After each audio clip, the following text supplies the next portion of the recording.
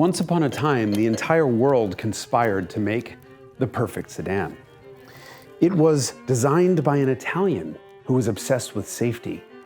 It was engineered by Germans who were infatuated with fuel economy. It had a Le Mans winning V8, strangely because the Japanese had just finally arrived in America. And it was so fat, it didn't fit down its own production line. So it needed to be hand-built by rivals across town.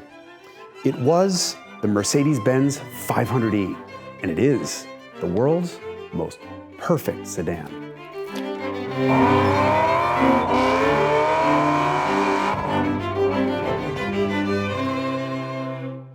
By the mid-1970s, Mercedes had twice put an unconscionably large V8 in its S-Class. The first was 6.3 liters of "shut up, hippie." The second was a 6.9-liter middle finger issued right in the middle of a fuel crisis. And yet, despite these childish acts of defiance, Mercedes' image remained old and stodgy. Ironically, that very fuel crisis sent Mercedes into an existential tailspin that resulted in twins. The subcompact W201 and compact W124 sedans rescued Mercedes from the past and catapulted to defining the future of the automobile. Thanks to looming US fuel economy regulations, Mercedes threw its entire engineering might behind its compact twins, which would also use a new family of fuel-efficient 4, 5, and 6-cylinder engines. And then Mercedes found an Italian to make them look like the future. Bruno Sacco's design was revolutionary, though it may not look it now because every sedan since has been modeled after these cars. Integrated bumpers, flush headlights, taillights on the body with a trunk opening that dipped below them. It also had a wedge-shaped high trunk lid for aerodynamics. And something else, its rear was tapered like a teardrop. It may look like an upright square box to the eye, but not to the air. With a coefficient of drag as low as 0.26, the W124 is one of the most aerodynamically efficient sedans of all time. This was designed in the 1970s.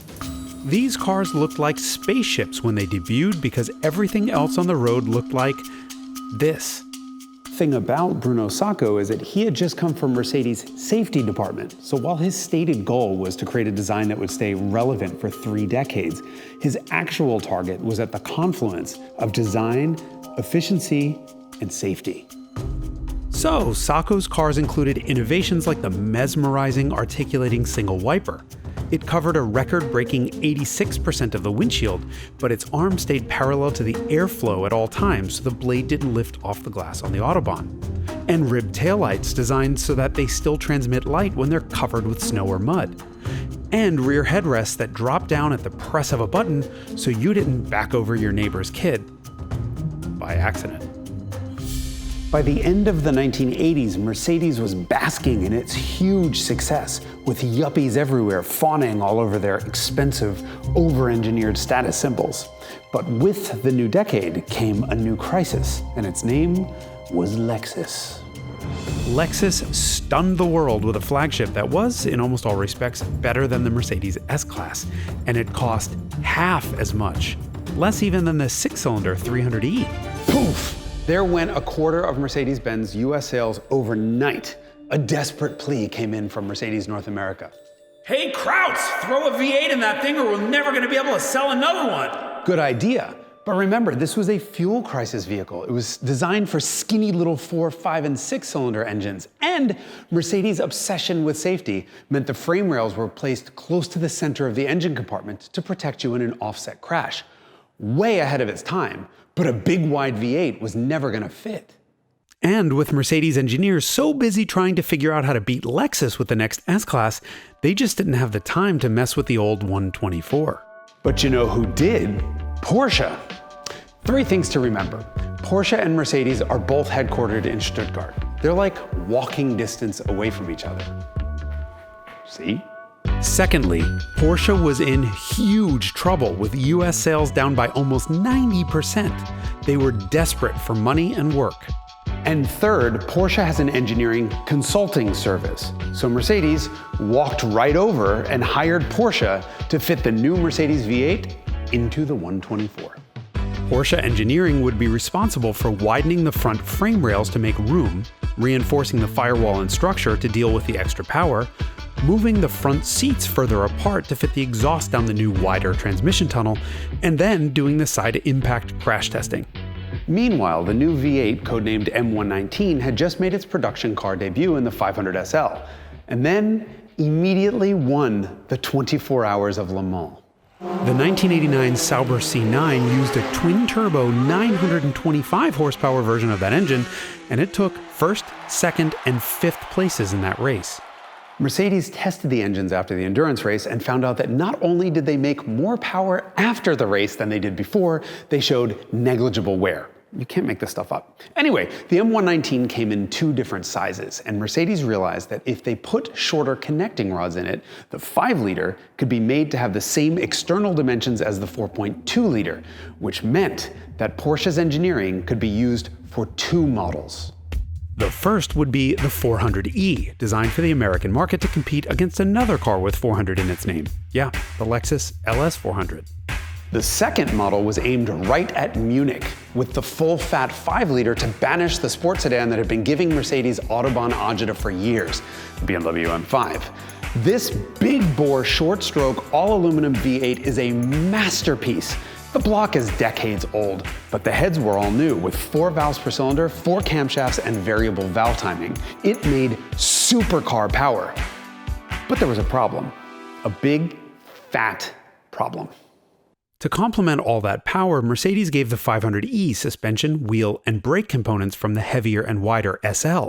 To fit that stuff, the 500e got 2.2 inches of delicious, gorgeous, finger-licking fender flares. And now it was so fat it didn't fit down its own production line at the Mercedes plant. Once again, Porsche to the rescue. The factory that had been building the 959 supercar was sitting empty, and so Mercedes paid Porsche again, this time to build the 500e. Mercedes would ship over a 300e body in white, which Porsche would then modify to fit the V8. It sent the reinforced body back over to Mercedes for paint. If it was to be a narrow-bodied 400e, it would continue down the production line at Mercedes. If it was to be a 500e, it would be trucked back to a different plant at Porsche along with a big box of parts. Then Porsche would assemble it all into a car and send it back to Mercedes again for final inspection and delivery.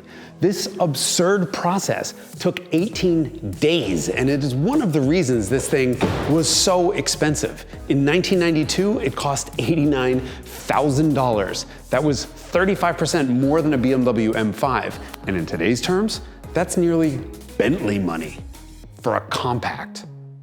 The outrageously hot Audi RS2 wagon was built in the same factory, which meant for a short time you could actually see Mercedes' and Audi's coming out of the same Porsche factory together.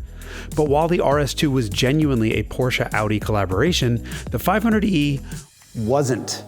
Everyone wants to believe that the 500e was a Porsche sports sedan, but the only Porsche part on it is the battery cover, which has a sticker on it from a supplier saying that Porsche bought it from them. Look, Porsche did the engineering to bolt parts from one Mercedes model onto another Mercedes model. Porsche didn't use any of its own parts, and from all I can tell, had no hand in tuning any of them. But here's the thing, Mercedes didn't need any help. Just about every magazine article declared the 500e the best car in the world. Automobile said it 3 times in one article. Car and Driver had literally no complaints other than the price. I agree. This is a car from back when Mercedes engineers outranked Mercedes accountants. And that means that a Mercedes would be priced based on what it cost to engineer and then produce, not the other way around. That's why they say, and they really used to mean, that a Mercedes-Benz is engineered like no other car in the world. Because it was. Its recirculating ball steering is more talkative than any modern cars, Porsche and Ferrari included. The engine is a torquey, revvy, acoustical masterpiece. The structure feels as stiff as anything today. The interior is perfect. Okay, it's not perfect. It starts out in second gear unless you boot it, and then the traction control hates burnouts. But both of those things can be fixed. So effectively what we have here is the best compact sedan in the world, upgraded with 4 Recaro bucket seats, flared fenders, and a Le Mans winning V8 under its hood. But no Le Mans speeds, because the 500e was electronically limited to 156 miles an hour, as per the gentleman's agreement between BMW and Mercedes. But I've heard people say all over the world this car will do 178 miles an hour if you just remove the limiter. No. It will require hardware changes for a 500e to go faster than 156, and that's because Mercedes chose a final drive ratio such that the engine is at its 6,000 RPM redline when the car is at its 156 mile an hour top speed. To go any faster, you need longer gears. But by choosing the short gear ratio, it decimated fuel economy. Ironic, given that the 124 was originally designed for fuel economy, but it means that Mercedes never sacrificed acceleration in the name of MPGs. And so, despite only 4 gears and a slush box, the 500e hit 60 miles an hour in 5.5 seconds, blasted through the quarter mile at 101 miles an hour, and left the E34 BMW M5 for dead. And not just in a straight line, the Mercedes outbraked and outcornered the M car too. The 500e and the E500, as it was badged in its final year, have gotten a lot more enthusiast attention than any of the big motored Benzes that came before it. And I don't think it's because it was touched by the hands of Porsche. So was the 400e, and you don't care about that car. No, I think it's for 3 reasons. Number 1, this is not a full-size luxury car. It's a compact car. It's the size of today's Honda Civic. 2, the 6.3 and 6.9 were basically cushy luxury sedans with a jetpack strapped to the back. This was a comprehensive rethink of a luxury car with intergalactic power that had handling to match. And 3, the 500e is a W124. And the 124 has a well-earned reputation at being perhaps the best engineered, best proportioned, best designed, longest-lasting sedan of all time. They say it takes a village, and in the case of the 500e, it took Mercedes brainpower, an Italian design, American fuel economy regs, Japanese competition, and then Porsche's engineering. So it took more than just a village. It took half the world, including 2 car companies that were in the same village. But all of those forces came together to create what was certainly then, and probably still is today, the world's most perfect sedan.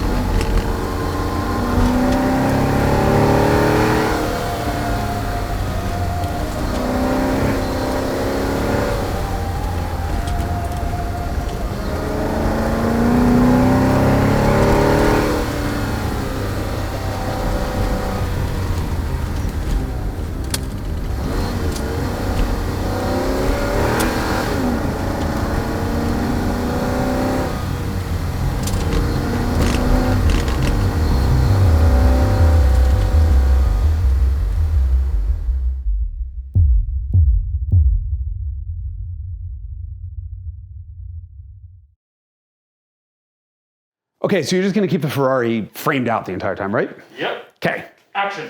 I'm not some rich YouTuber asking you to like and subscribe. Hey, up, keep the Ferrari out. I'm an automotive journalist asking you to like and subscribe. And that's because that's how YouTube works. If you don't click those buttons, YouTube doesn't know you liked what you've just seen and isn't gonna show you any more of it. And if you don't like what you've just seen, well, join the club. And by that, I mean the Hagerty Drivers Club, which gets you access to this award-winning magazine, as well as discounts on amazing stuff. And if you still don't like what you've seen, well, then just leave a nasty comment, because that's how the internet works. I need to go clean that up.